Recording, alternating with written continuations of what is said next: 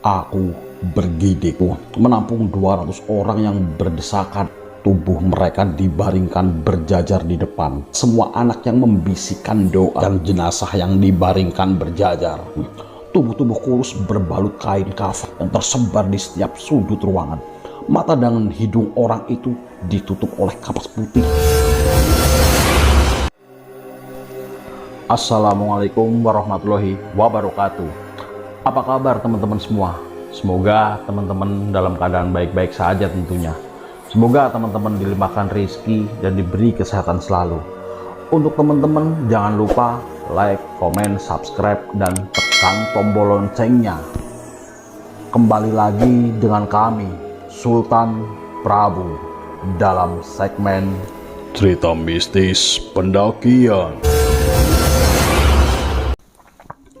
Ayo masuk ke dalam, Arya bicara sambil menepuk bahuku. Aku langsung merasa terlepas dari ikatan. Dengan lega, aku mengikuti Arya masuk ruangan serbaguna. Perempuan di ujung lorong itu sudah tidak ada di tempatnya. Aku bergidik. Jantungku serasa berhenti berdetak saat melangkah masuk. Ternyata ada 10 orang lebih yang pingsan. Tubuh mereka dibaringkan berjajar di depan. Sedangkan semua anak menyingkir ke belakang ruangan. Sepertinya berusaha sejauh mungkin dari orang-orang yang pingsan.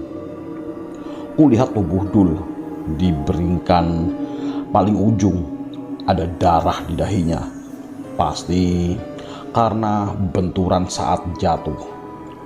Anak-anak kelas 2 meringkuk ketakutan. Yang perempuan menangis sambil berpelukan. Tempat sekelasku yang lain pun sama ketakutannya. Tak satu pun guru yang kelihatan. Arya berbisik di telingaku, "Istighfar, jangan sampai putus." Aku mengangguk dengan cepat dan langsung komat kamit beristighfar tanpa suara. Ruang serbaguna itu seperti yang kujelaskan di awal. Sebenarnya ada 2 ruang kelas yang dijebol menjadi satu. Tak ada bangku dan meja belajar. Ruangan itu kosong, mampu menampung 200 orang yang berdesakan. Di dinding depan ada papan tulisan seperti ruangan kelas biasa. Jendela kusam berbaris di kiri dan kanan ruangan. Arya mendekati anak-anak yang pingsan dan dibaringkan di depan ruangan. Melihat mereka sekilas, lalu berbalik kepada anak-anak yang berdesakan. Yang laki-laki maju, jangan ikut-ikutan takut. Ayo, maju. Jangan ngumpul semua di belakang. Kasih jarak. Baris di bawah jendela. Ayo, ayo. Arya memberi perintah. Anak-anak yang bergerombol di belakang bergerak sedikit. Suara bisikan mereka yang bersamaan berdengung seperti suara ribuan nyamuk. Tapi tak ada satupun yang maju sesuai perintah.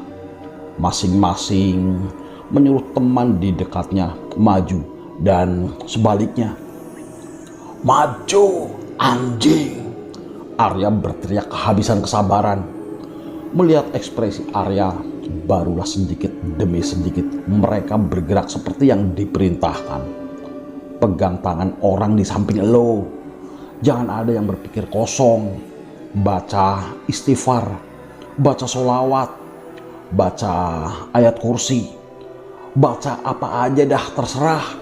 Pokoknya lo harus terus sibuk, jangan sampai bengong. Kembali Arya memberi perintah. Suara dengungan kembali terdengar. Itu adalah suara semua anak yang membisikkan doa. Tiba-tiba lampu di tengah ruangan berkedip. Setiap kedipannya membuat lampu itu semakin terang. Lalu dar! lampu meledak.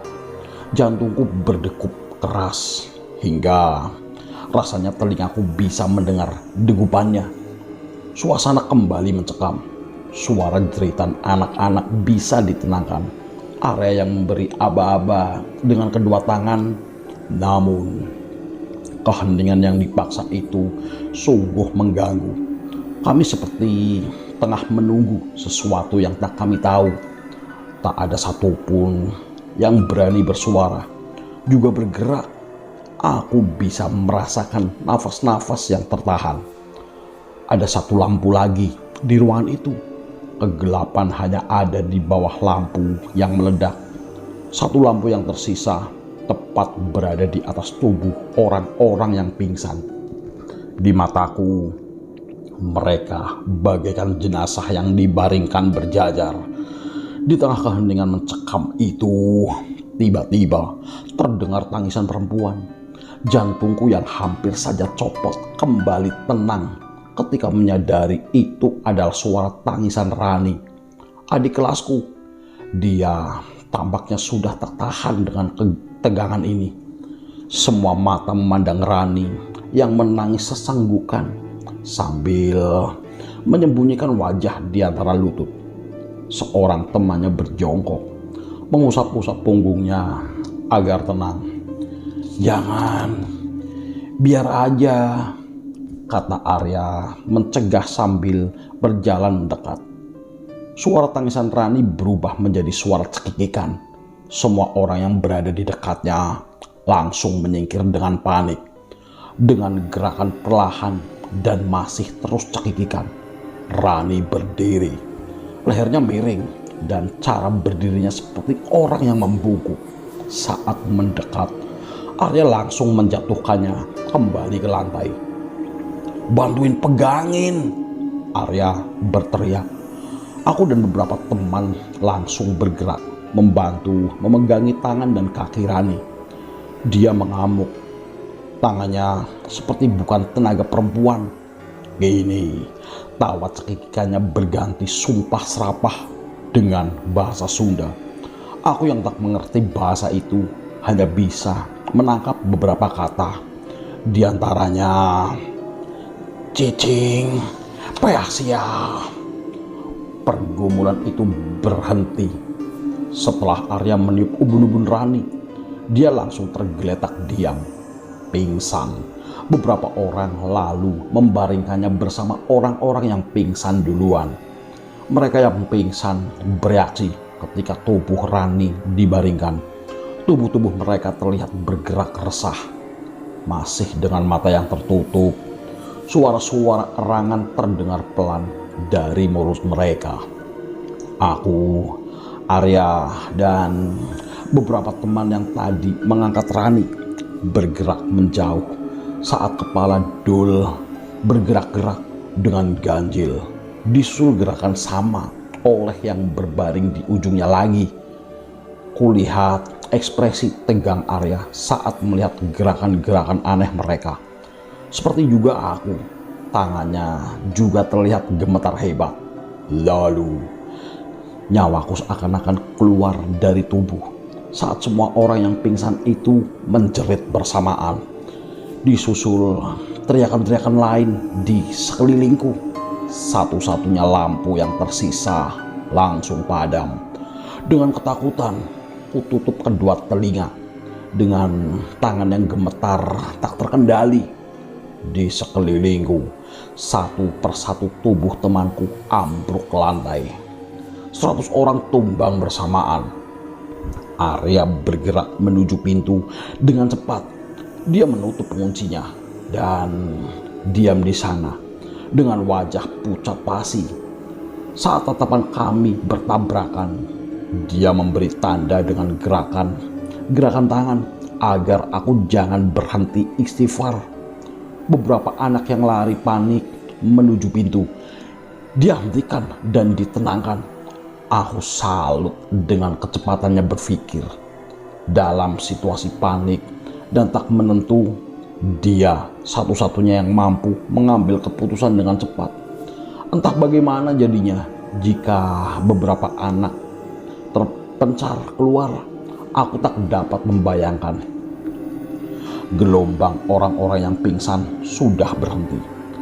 Dari 200 orang di dalam ruangan, tinggal tersisa setengahnya yang masih berdiri, termasuk aku. Setelah suara-suara jeritan berhenti, kesunyian mencekam kembali mengisi.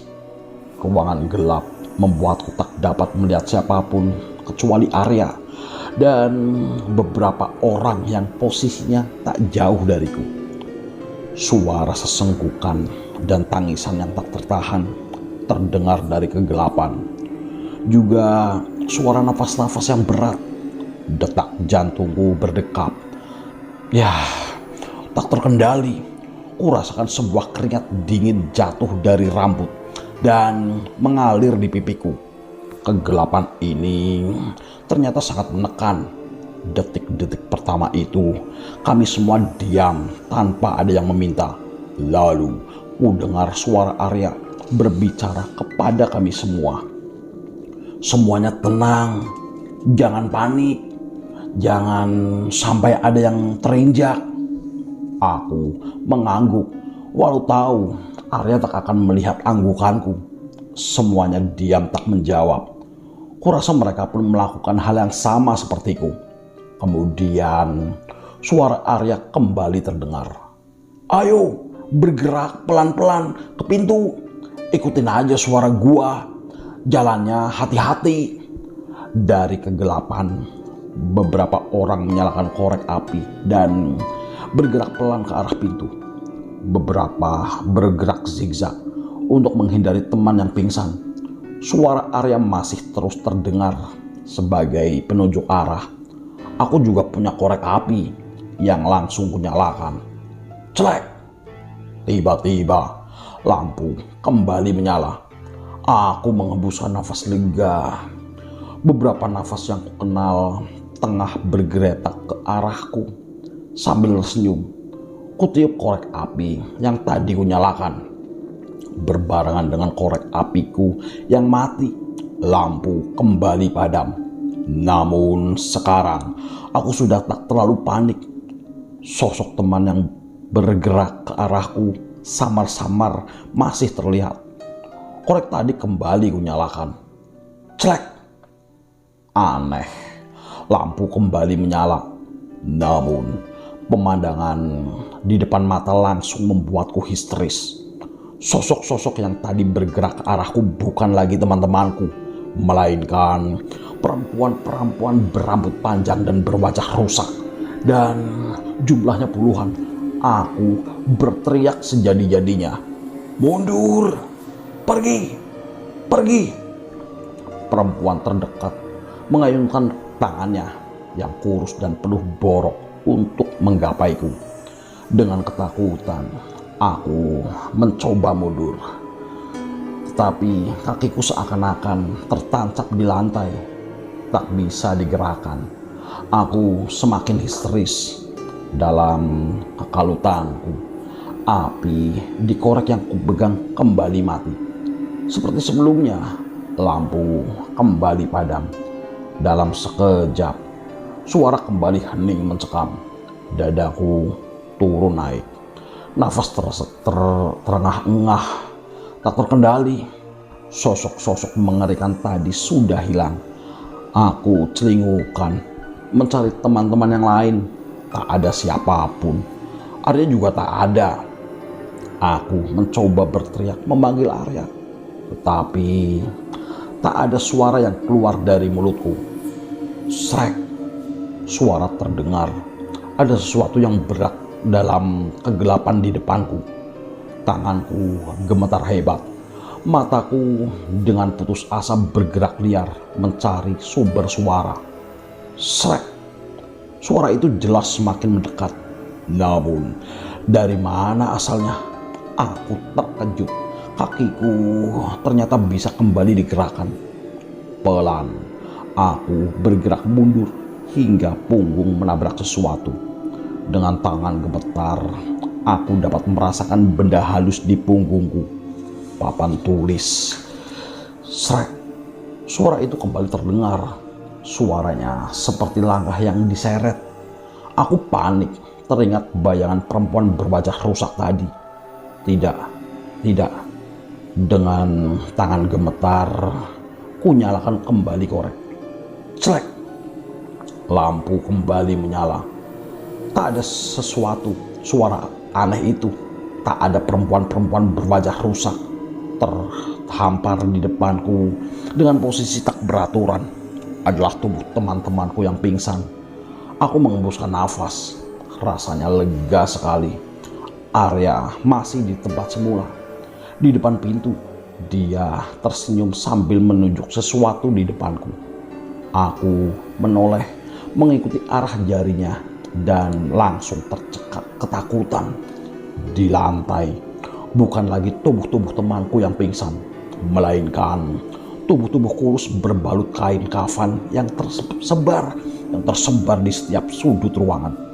Beberapa kali kain kafan putih bersih, sedangkan beberapa berbalut kain kafan yang kotor, seakan-akan baru saja menyerap dari lubang kuburan. Kembali aku menjerit sejadi-jadinya. Sosok-sosok itu bergerak seperti cacing dan semuanya mengarah kepadaku. Sebuah tamparan keras menyadarkanku. Pipi kananku yang baru saja dihajar langsung terasa panas. Gua udah bilang jangan putus istighfar. Lagian bukannya buru-buru cuci muka, ambil wudhu. Arya mengomel panjang lebar. Baca-baca, jangan sampai kemasukan. Anak kelas 3 tinggal kita. Gua, elu, Devi, sama Didi. Yang lainnya bocil semua. Kesadaranku langsung kembali. Jantungku sedikit berdegup. Teringat sosok-sosok berkain kafan tadi. Mereka sudah tak ada. Kepalaku terasa berat dan nyeri, disusul tubuh yang terasa limbung. Apakah tadi itu nyata? Jika halusinasi, bagaimana mungkin aku bisa dalam keadaan berdiri? Dengan heran, aku memandangi lampu di tengah ruangan yang utuh. Kapan lampu itu diganti? Di lantai pun tak ada beling bekas pecahannya. Seseorang menepuk punggungku dan memintaku mengikutinya keluar. Aku yang masih linglung berjalan mengekor dengan pelan. Kulihat Arya sibuk berpindah-pindah dari orang satu ke orang yang lain. Saat melihatku, dia memberi aba-aba agar aku mengikuti Devi. Kemana Dev? Tanyaku sambil berlari kecil, berusaha mengejarnya. Ikut, jawabnya singkat. Ikut kemana? Jemput guru-guru. Arya, gak apa-apa ditinggal.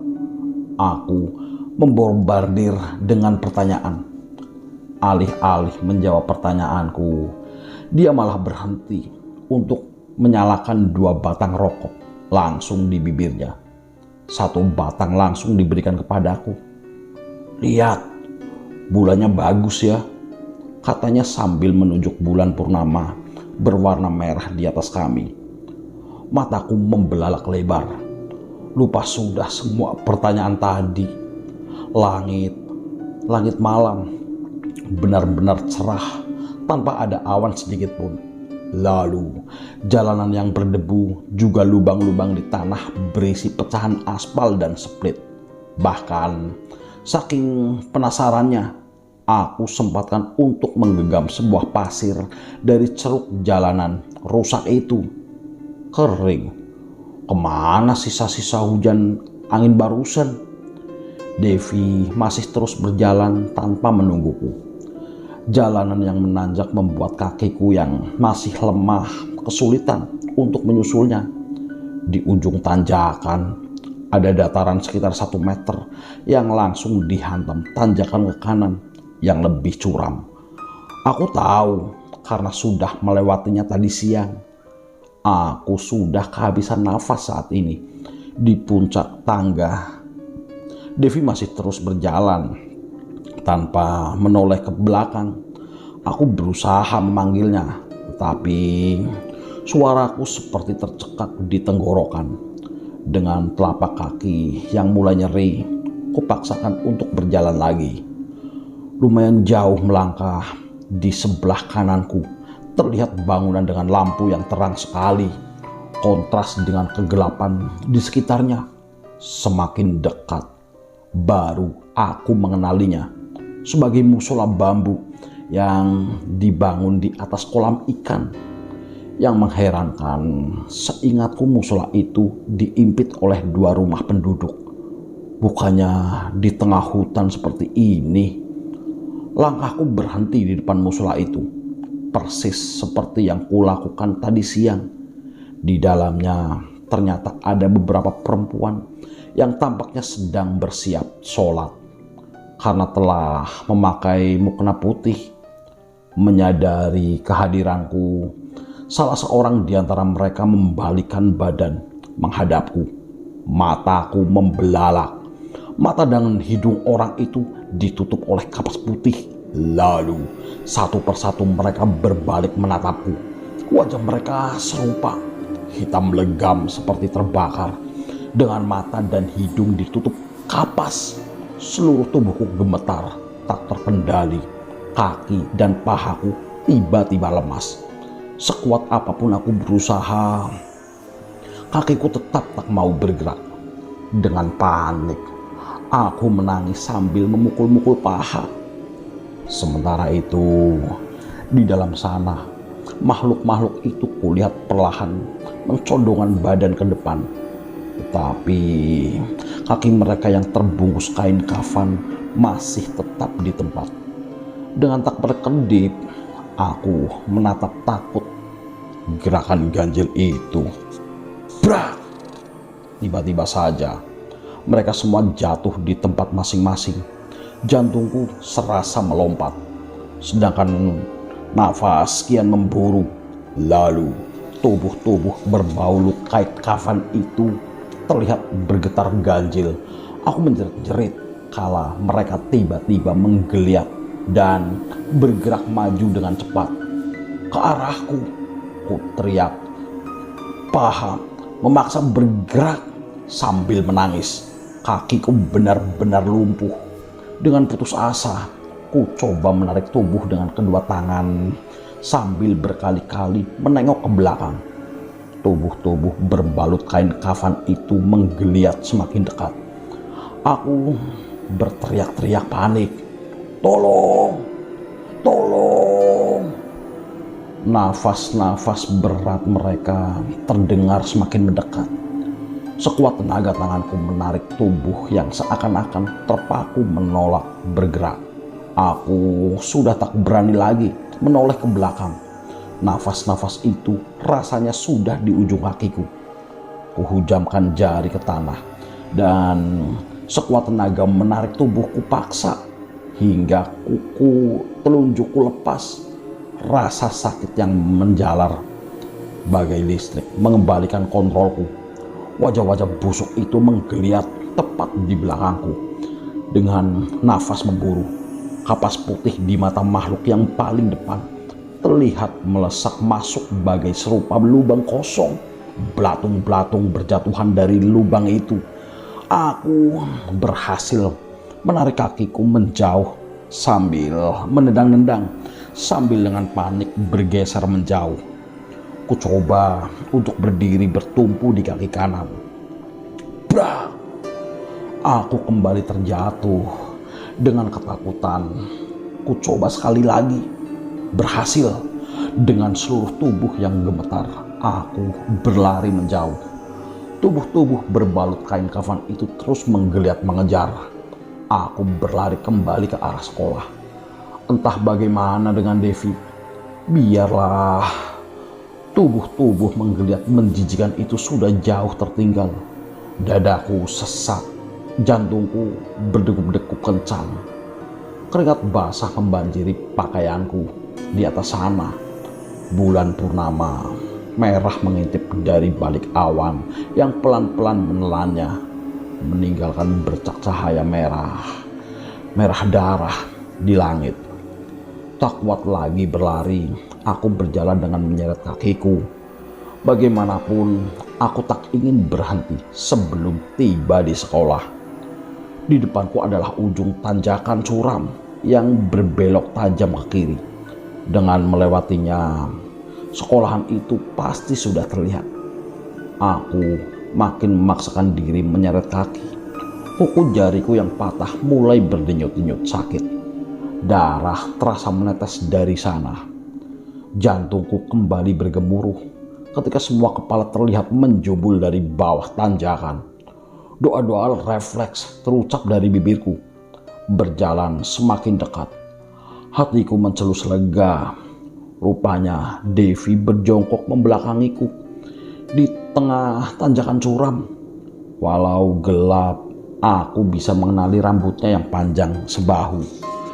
Menyadari bahwa Devi tadi berjalan ke arah sebaliknya membuat bulu kuduku langsung bergerak berdiri.